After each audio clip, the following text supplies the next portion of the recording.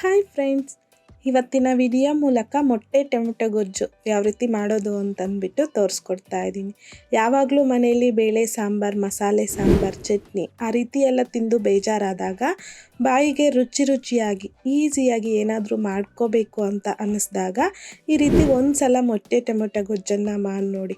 ಬಿಸಿಯಾದ ಮುದ್ದೆ, ರೈಸ್ಗೆ, ಚಪಾತಿ, ದೋಸೆ, ಪೂರಿ ಎಲ್ಲದಕ್ಕೂ ಸಹ ಈ ಮೊಟ್ಟೆ ಟೊಮೆಟೊ ಗೊಜ್ಜು ಕಾಂಬಿನೇಷನ್ನು ತಿನ್ನಲಿಕ್ಕೆ ತುಂಬಾ ಟೇಸ್ಟಿಯಾಗಿರುತ್ತೆ.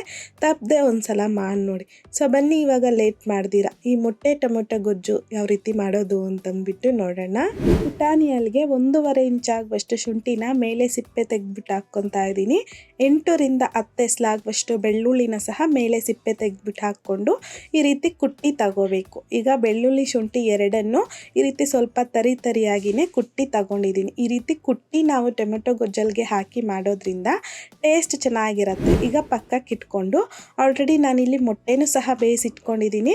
ಒಂದು 8 ರಿಂದ 10 ಮೊಟ್ಟೆ ತಗೊಂಡಿದ್ದೀನಿ. ಈಗ ಬೇಯಿಸಿಟ್ಕೊಂಡಿರ್ತಕ್ಕಂಥ ಮೊಟ್ಟೆನ ಮೇಲೆ ಇರ್ತಕ್ಕಂಥ ಸಿಪ್ಪೆನ ತಗೊಂಡು ಈ ರೀತಿ ಚಾಕಲ್ಲಿ ಸ್ವಲ್ಪ ಅಲ್ಲಲ್ಲಿ ಕಟ್ ಮಾಡಿ ತೆಗೆದು ಪಕ್ಕಕ್ಕೆ ಇಟ್ಕೋಬೇಕು. ಈಗ ಕಡಾಯಿಗೆ ಒಂದು 4 ರಿಂದ 5 ಟೇಬಲ್ ಸ್ಪೂನ್ ಆಗುವಷ್ಟು ಎಣ್ಣೆ ಹಾಕ್ಕೊಂಡಿದ್ದೀನಿ. ಎಣ್ಣೆ ಜೊತೆಯಲ್ಲಿನೇ ನಾನೀಗ ಮೊಟ್ಟೆ ಸಹ ಹಾಕ್ಕೊತಾ ಇದ್ದೀನಿ. ಈಗ ಸ್ವಲ್ಪ ಸಾಲ್ಟನ್ನು ಹಾಕಿ ಜಸ್ಟ್ ಈ ರೀತಿ ಮಿಕ್ಸ್ ಮಾಡ್ಕೊತಾ ಫ್ರೈ ಮಾಡ್ಕೋಬೇಕು. ಈಗ ಎಣ್ಣೆಯಲ್ಲಿ ಡೈರೆಕ್ಟಾಗಿ ಮೊಟ್ಟೆ ಹಾಕಿರೋದ್ರಿಂದ ಸಿಡಿಯೋ ಚಾನ್ಸ್ ಇರುತ್ತಲ್ವ. ಸೊ ನೀವು ಬೇಕು ಅಂತಂದರೆ ಲಿಡ್ಡನ್ನು ಕ್ಲೋಸ್ ಮಾಡಿ ಮಧ್ಯದಲ್ಲಿ ಮಿಕ್ಸ್ ಮಾಡ್ಕೊತಾ 1-2 ನಿಮಿಷ ಮೊಟ್ಟೆನ ಎಣ್ಣೆಯಲ್ಲಿ ಫ್ರೈ ಮಾಡ್ಕೊಳ್ಳಿ. ಈ ರೀತಿ ಫ್ರೈ ಮಾಡ್ಕೊಳ್ಳೋದ್ರಿಂದ ನಮಗೆ ಮೊಟ್ಟೆ ತಿನ್ಲಿಕ್ಕೆ ಚೆನ್ನಾಗಿರುತ್ತೆ. ಈಗ ಅದೇ ಎಣ್ಣೆಗೆ ನಾನು ಒಂದು ಈರುಳ್ಳಿನ ಈ ರೀತಿ ಸಣ್ಣದಾಗಿ ಕಟ್ ಮಾಡಿಬಿಟ್ಟು ಹಾಕ್ಕೊಂಡಿದ್ದೀನಿ. 8 ಎಸ್ಲಾಗುವಷ್ಟು ಬೆಳ್ಳುಳ್ಳಿನ ಸಹ ಮೇಲೆ ಸಿಪ್ಪೆ ತೆಗೆದ್ಬಿಟ್ಟು ಹಾಕ್ಕೊತಾ ಇದ್ದೀನಿ. 4 ಹಸಿಮೆಣಸಿನ್ಕಾಯಿನ ಸಹ ಕಟ್ ಮಾಡಿಬಿಟ್ಟು ಹಾಕ್ಕೊಂಡಿದ್ದೀನಿ. ಕರಿಬೇವನ್ನು ಸಹ ಹಾಕ್ಕೊಂಡು ಮಿಕ್ಸ್ ಮಾಡ್ಕೊತಾ ಮೀಡಿಯಂ ಫ್ಲೇಮ್ನಲ್ಲಿ ಈರುಳ್ಳಿ ಈ ರೀತಿ ಸ್ವಲ್ಪ ಲೈಟ್ ಗೋಲ್ಡನ್ ಕಲರ್ ಬರೋವರೆಗೂ ಫ್ರೈ ಮಾಡ್ಕೋಬೇಕು.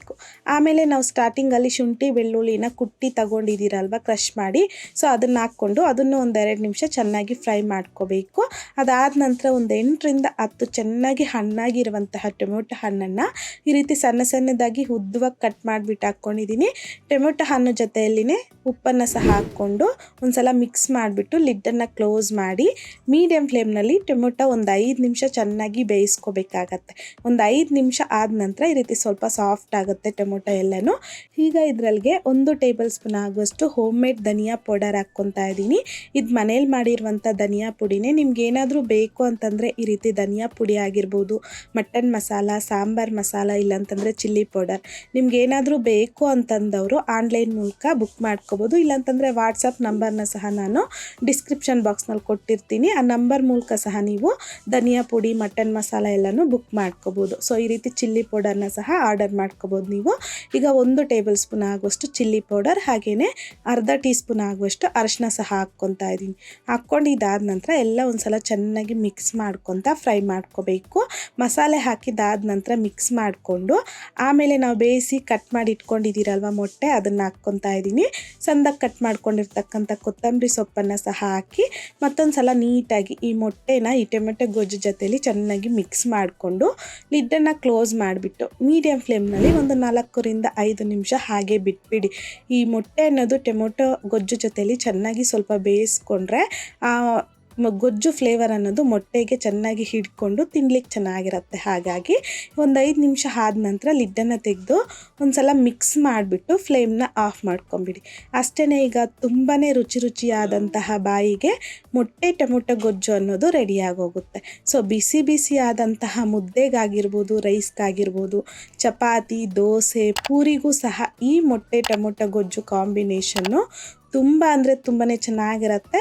ಒಂದು ಸಲ ನೀವು ಈ ರೀತಿ ಮಾಡಿ ನೋಡಿ. ಮಾಡಿದಾದ ನಂತರ ನಿಮಗೂ ಸಹ ಈ ಮೊಟ್ಟೆ ಟೊಮೆಟೊ ಗೊಜ್ಜು ಟೇಸ್ಟ್ ಯಾವ ರೀತಿ ಬಂತು ಅನ್ನೋದನ್ನು ಮರೀದೆ ನನಗೆ ಕಮೆಂಟ್ ಮೂಲಕ ತಿಳಿಸಿ. ಲೈಕ್ ಮಾಡಿ, ಶೇರ್ ಮಾಡಿ.